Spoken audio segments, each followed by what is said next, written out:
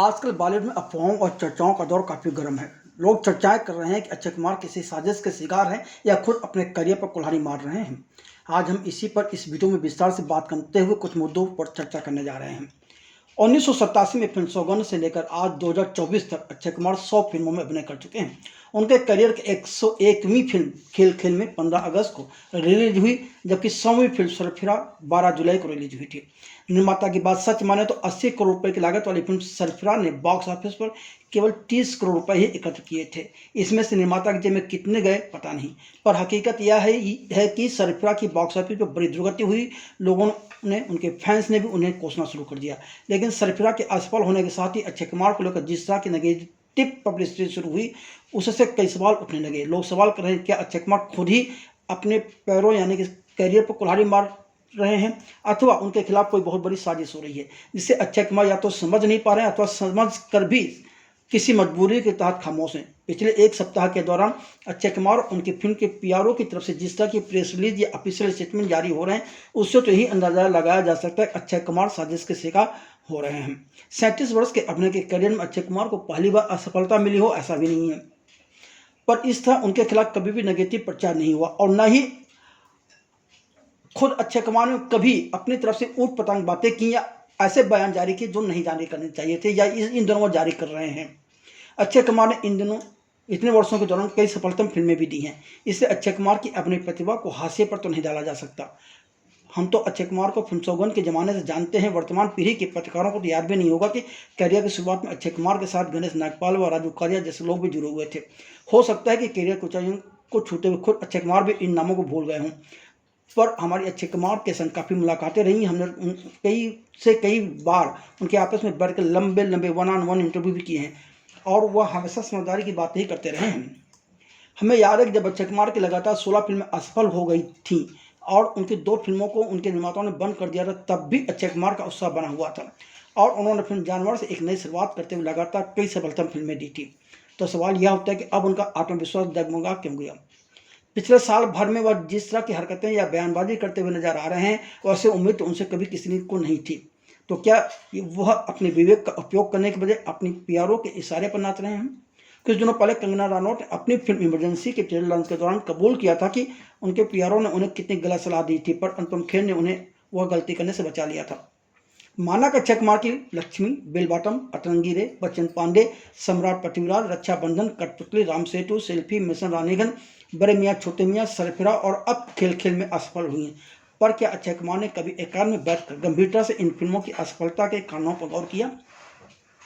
सभी जानते हैं कि एक फिल्म की असफलता के पीछे एक नहीं कम से कम 20 वजहें होती हैं। कई फिल्में गलत मार्केटिंग या गलत प्रचार के चलते भी असफल होती हैं।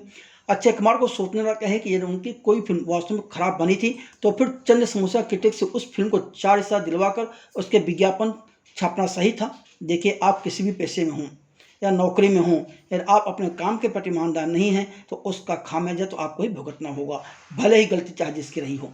हर निर्माता, निर्देशक और कलाकार को गांठ बांध लेनी चाहिए कि खराब फिल्म को किसी भी तरह से 4 हिस्सा दिलवाकर उसके विज्ञापन छुपवाकर वह दर्शक को नहीं बल्कि अपने आप को ही धोखा दे रहा होता है। यार, कलाकार किसी की सलाह पर इस तरह का कारनामा अंजाम देता है तो उसे यह मान लेना चाहिए कि इस तरह की सलाह देने वाला इंसान उसका हितैषी तो कभी नहीं हो सकता।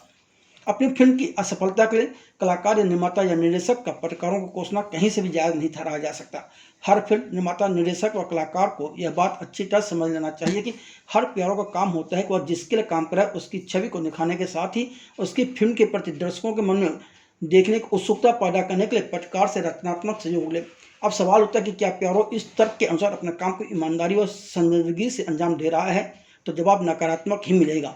जहाँ तक अक्षय कुमार का सवाल है तो उनके लिए तो यही कहा जाएगा कि तार से गिरे खजूर मत के।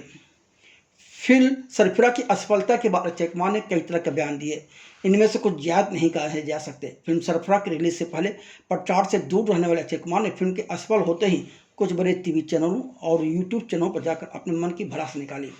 यह सब किसी की सलाह पर किया या अपने विवेक से किया, इसका जवाब तो अक्षय कुमार का दिल ही जानता है और वो खुद बता सकते हैं।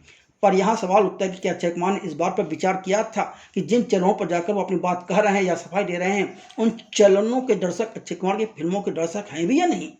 या तो वही हुआ कि जंगल में मोर नाचा किसने देखा।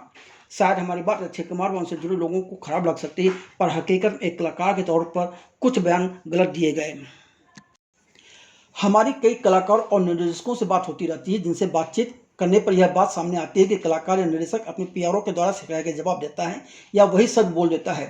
सदियों से कहा जाता रहा है कि जिस पेड़ पर फल लदे होते हैं वह पेड़ झुक जाता है। कहने का अर्थ यह है कि एक सफल इंसान को विनम्र होना चाहिए, पर कई बार कलाकार अपने पीआरओ की सिखाई हुई बातों पर ऐसे बातें बोल जाता है जो कि उसकी विनम्रता को गायब कर देता है। जी हाँ, अक्षय कुमार ने फिल्म खेल खेल में के ट्रेलर लॉन्च फंक्शन में पत्रकारों से बात करते हुए जहां उनके फैंस भी आए हुए थे। अब यह बहस का मुद्दा हो सकता है कि वह फैंस कितने असली थे और कितने भारे के तत्व थे, पर ट्रेलर लॉन्च दौरान अक्षय कुमार ने जो कुछ कहा उसका ऐसा यही था कि वह अपनी मेहनत के दम पर इस मुकाम पर पहुंचे हैं, वह किसी से मांगने नहीं जाते हैं वगैरह वगैरह। इस तरह की बातें अक्षय कुमार की विनम्रता की बजाय उनके अंदर के अहम को ही सामने लाती हैं। अक्षय कुमार के फैंस भी उनकी इन बातों से नाराज हुए। उनके फैंस का कहना था कि क्या वह अक्षय कुमार पर मांगने जाते हैं।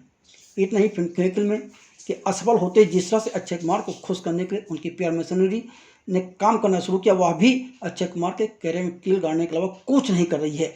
फिल्म के बॉक्स ऑफिस आंकड़ों को जिस तरह पीआरओ फैला रहा है और जिस अंदाज में फैला रहा है वह सिर्फ नुकसान ही दे रहा है। खेल खेल में की असफलता के बाद फिल्म के निर्देशक मुदस्सर अजीज ने भी इंटरव्यू देते हुए कहा कि अक्षय कुमार से 33 साल बाद भी अपना स्टारडम साबित करने के लिए कहना हास्यास्पद है। क्या यह मुदस्सर अजीज का बयान अपने आप में हास्यास्पद नहीं है? एक कलाकार हर किरदार के लिए उपयुक्त हो ऐसा जरूरी नहीं है। इसी वजह से हर चरित्र के लिए कलाकार का स्क्रीन टेस्ट और ऑडिशन लेने की परंपरा बॉलीवुड में चली आ रही है। स्क्रीन टेस्ट हो या ऑडिशन टेस्ट हो, इसमें कलाकार की उस किरदार के संदर्भ में प्रतिभा का आकलन किया जाता है। अगर कोई कलाकार कहे कि उससे अब उसका स्टारडम साबित करने कहा जा रहा है तो यह गलत है। फिल्म खेल खेल में मुदस्सर अजीज ने जिस तरह से अक्षय कुमार के डॉक्टर के किरदार को छोटी हरकतें करते हुए दिखाया है, उसकी वजह से भी लोग इस फिल्म को पसंद नहीं करें, क्योंकि लोग मानते नहीं है कि एक डॉक्टर इस ढंग की छोटी हरकतें करेगा। क्या इसके लिए निर्देशक मुदस्सर अजीज खुद की गलती मानने को तैयार हैं? जी नहीं, वो कभी नहीं मानेंगे। फिल्म खेल खेल में की असफलता की ही बीच जिस तरह से फिल्म वेलकम टू जंगल को बंद किए जाने की खबर उड़ाई गई, वह भी साजिश की ओर इशारा करती है। यूँ तो जब से फिल्म वेलकम टू जंगल शुरू हुई है तब से ही यह विवादों में बनी हुई है। इस फिल्म से कई कलाकार जुड़े तो कई कलाकार हटे। फिल्म के निर्माण से भी जियो स्टूडियो सहित कई लोग अलग हुए। जियो स्टूडियो ने अपनी वेबसाइट से इस फिल्म की घोषणा से संबंधित वीडियो भी हटा दिया। यह सब तब हुआ है जबकि 15 अगस्त को प्रदर्शित और बॉक्स ऑफिस पर लंबी कमाई करने वाली फिल्म स्ट्रीट 2 में अक्षय कुमार ने कैमियो किया है, जिसका निर्माण दिनेश विजन के साथ ही जियो स्टूडियो ने भी किया है। ऊपर से तमगा यह कि फिल्म के पीआरओ ने आज film Welcome to the Jungle को लेकर एक लंबा चौड़ा ऑफिशियल स्टेटमेंट भेजकर इस बात को हवा दे दी कि दाल में कुछ काला है। पीआरओ को भेजे गए स्टेटमेंट में लंबी चौड़ी बातों के अलावा कहा गया कि यह फिल्म बंद नहीं की गई है। इसकी इंटरनेशनल शूटिंग अक्टूबर माह में शुरू होगी। इससे अक्षय कुमार के करियर को फायदा होने के बजाय नुकसान होता नजर आ रहा है। ऊपर से पीआरओ ने इस प्रेस रिलीज के साथ फोटो भेजकर यह जगजाहिर कर दिया कि फिल्म में कौन सा कलाकार किस तरह के किरदार में नजर आ सकता है। खेल खेल में की असफलता के ही बीच यह खबर भी उड़ी कि अब अक्षय कुमार 2 अक्टूबर को प्रदर्शित होने वाली दिनेश विजन, अमर कौशिक और जियो स्टूडियो निर्मित फिल्म स्काई फोर्स से बहुत बड़ी वापसी करने जा रहे हैं। मज़ेदार बात यह है कि एक तरफ जब खबर यह आती है कि वेलकम टू जंगल बंद नहीं हुई है, तो वहीं यह खबर भी आती है कि फिल्म खेल खेल में की असफलता से निर्माता को झटका लगा है और अब निर्माता को लग रहा है कि अक्षय कुमार का करियर सही नहीं चल रहा है। इसलिए निर्माता ने स्काई फोर्स का प्रदर्शन कुछ समय के लिए टाल दिया है। अब यह फिल्म 2 अक्टूबर 2024 के बजाय 2025 में प्रदर्शित की जाएगी। अब इससे कुछ लोग अक्षय कुमार के पीआर की करतूत बता रहे हैं, कुछ लोग इसे भी साजिश का एक हिस्सा ही मान रहे हैं। कौन सच है पता नहीं, क्योंकि हमें तो नहीं पता किसने ये सारी खबरें उड़ाई। लेकिन हाँ, यह सच है कि film Welcome to the Jungle बंद नहीं हुई, इसका ऑफिशियल स्टेटमेंट पीआरओ ने ही भेजा है। अक्षय कुमार सिर्फ एक बेहतरीन कलाकार ही बल्कि समझदार इंसान भी है। उन्हें स्वयं इन सारे मुद्दों पर गौर करना चाहिए और जब उन्हें लगता है कि वह किसी अन्य की वजह से गलत साबित हो रहे हैं तो उन्हें उससे दूरी बना लेनी चाहिए। कई बार इंसान को दूसरे के कर्म की सजा भुगतनी पड़ती है। मसलन कुछ दिन पहले खबर आई थी कि फिल्म सन ऑफ सरदार 2 से विजय राज को इसलिए निकाल दिया गया क्योंकि विजय राज के स्क्वाड बॉय ने कुछ गलत हरकतें कर दी थी। आप भी अक्षय कुमार के करियर को लेकर क्या सोचते हैं और आपकी नज़र में अक्षय कुमार को अब क्या कदम उठाना चाहिए, हमें कमेंट बॉक्स में लिखकर जरूर बताएं।